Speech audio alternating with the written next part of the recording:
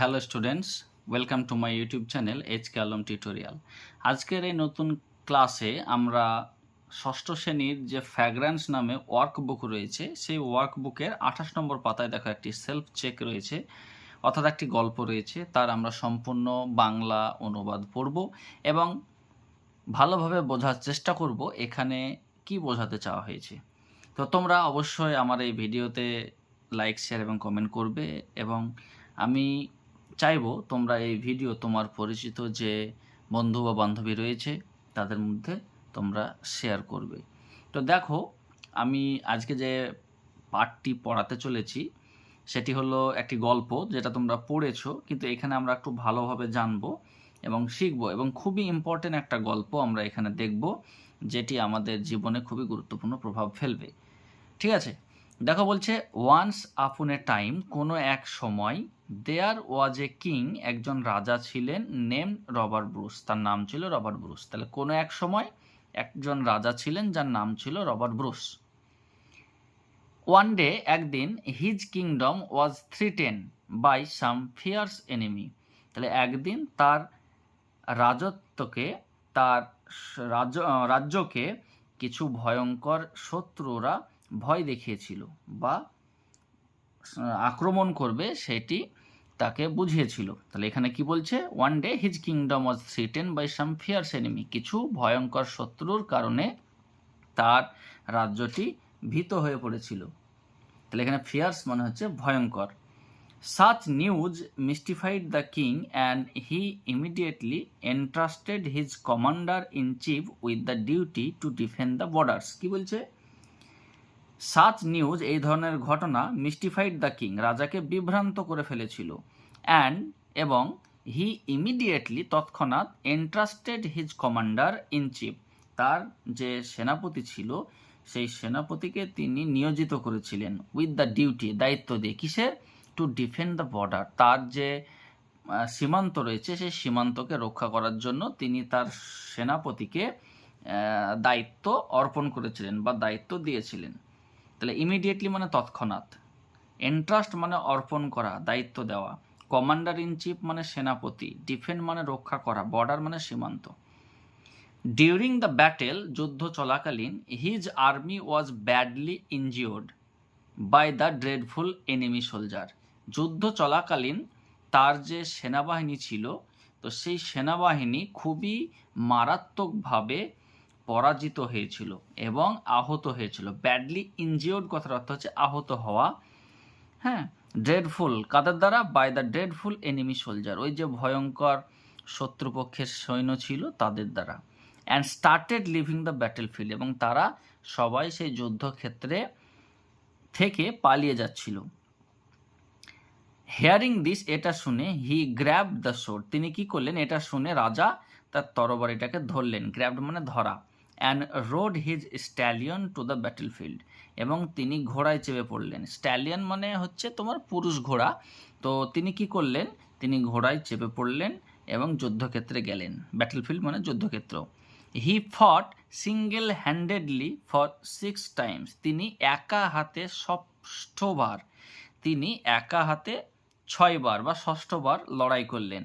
But each and every time he was defeated, কিন্তু কি হলো, প্রতিবার তিনি পরাজিত হলেন, মানে রাজা হেরে গেল। 6 বার লড়লেন কিন্তু 6 বারই হেরে গেলেন। ইন আটার ডিসপেয়ার, প্রচণ্ড হতাশায় বা চরম হতাশায়, he took shelter in a nearby cave, কী করলেন, হতাশায় পড়ে তিনি পাশেই একটি গুহা ছিল সেখানে আশ্রয় নিলেন। তার শেল্টার মানে হচ্ছে আশ্রয় নেওয়া, কেভ মানে গুহা। He started losing all Hopes, তিনি আস্তে আস্তে তার সমস্ত আশা হারিয়ে ফেললেন। হোপস মানে আশা। And hurdle inside the cave to escape from the burden of such defeat. তাহলে হার্ডেল মানে হচ্ছে গুটিসুটি মেরে বসে থাকা।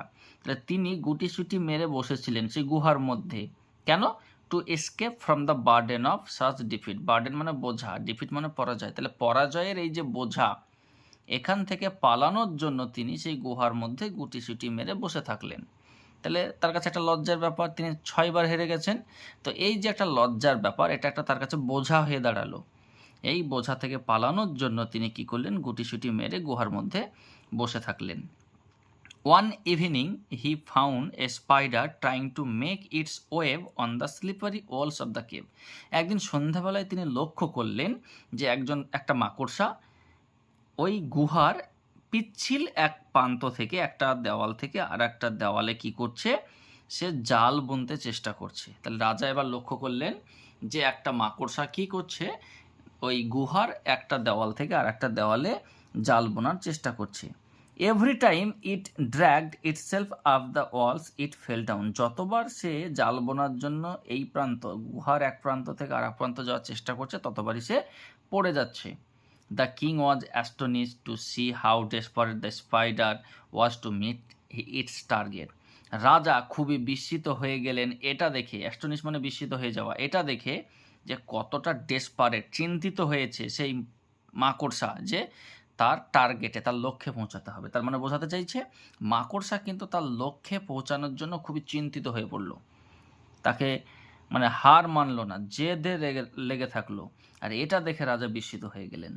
The next morning when he got up glumly, তিনি যখন বিষণ্ণ হয়ে পরের দিন সকালবেলায় ঘুম থেকে উঠলেন, গ্লামলি মানে বিষণ্ণ হয়ে ওঠা, he found a study web hanging from the rock walls, তিনি লক্ষ্য করলেন একটা শক্ত জাল ঝুলছে সেই পাথরের দেওয়াল থেকে। তাহলে রাজা যখন পরের দিন ঘুম থেকে উঠলেন, তিনি দেখলেন যে একটা শক্ত জাল সেই পাথরের দেওয়াল থেকে ঝুলছে। হি লার্নড হিজ লেসন, তিনি এবার শিক্ষা পেলেন এই ঘটনা থেকে। অ্যান্ড ডিসাইডেড, মনস্থির করলেন, never to give up on hard time, দুঃসময়ে কখনোই আমাদের হেরে গেলে চলবে না, বা কখনোই আমরা কোনো কিছুর প্রতি আমরা হেরে যাব না। তাহলে এখানে রাজা কি করলেন, এই শিক্ষা মাকড়সার কাছ থেকে শিক্ষা পেলেন যে বারবার মাকড়সাটা পড়ে যাচ্ছিল, জাল বুনতে পারছিল না, তবুও সে শেষ চেষ্টা করে গেছিল, ছাড়েনি, সে চেষ্টা চালিয়ে গিয়েছিল। রাজা এখান থেকে শিক্ষা পেলেন এবং তিনি মনস্থির করলেন যে তিনিও তার দুঃসময়ে চেষ্টা চালিয়ে যাবেন, হতাশ হবেন না। He came back to his army, তিনি কি করলেন, তার সৈন্যদের কাছে ফিরে এলেন। They were all relieved to see their king back, আর সমস্ত সৈন্যরাই, সে রিলিভ মানে স্বস্তি পাওয়া, আনন্দিত হওয়া, তারা আনন্দিত হলো তাদের রাজাকে ফিরে পেয়ে। রাজা যেমনই তার সৈন্যদের কাছে ফিরে গেলেন, তাকে দেখে, রাজাকে দেখে তার সৈন্যরা সবাই খুশি হয়ে গেল।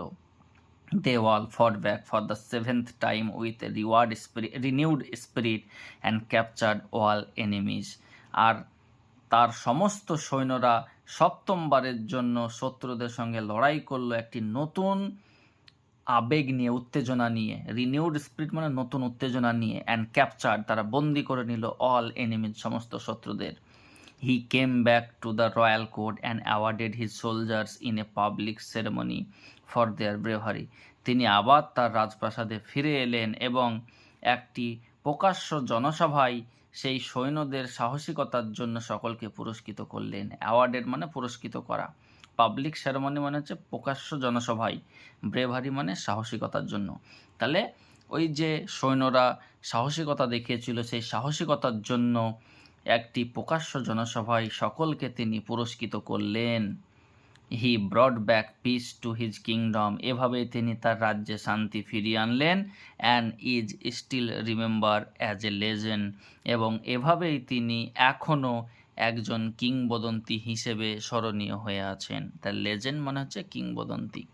তো আশা করছি তোমরা এই গল্পটা খুব ভালোভাবে বুঝতে পেরেছো। আমি চেষ্টা করেছি তোমাদেরকে খুব সহজভাবে এখানে বুঝিয়ে দেওয়ার। তোমাদের তবুও বলে রাখি, যে ওয়ার্ডগুলো তোমাদের খুব কঠিন মনে হয়েছে তোমরা কমেন্ট করো যে আমি স্যার এগুলো বুঝতে পারছি না, আমি চেষ্টা করব আরও সহজভাবে সেগুলোকে ব্যাখ্যা করে দেওয়ার। তো এই ধরনের রেগুলার আপডেট পাওয়ার জন্য তোমরা অবশ্যই আমার এই চ্যানেলটিকে সাবস্ক্রাইব করো এবং সাবস্ক্রাইবের পাশে যে বেল আইকন আছে সেটিকে ক্লিক করো। ধন্যবাদ।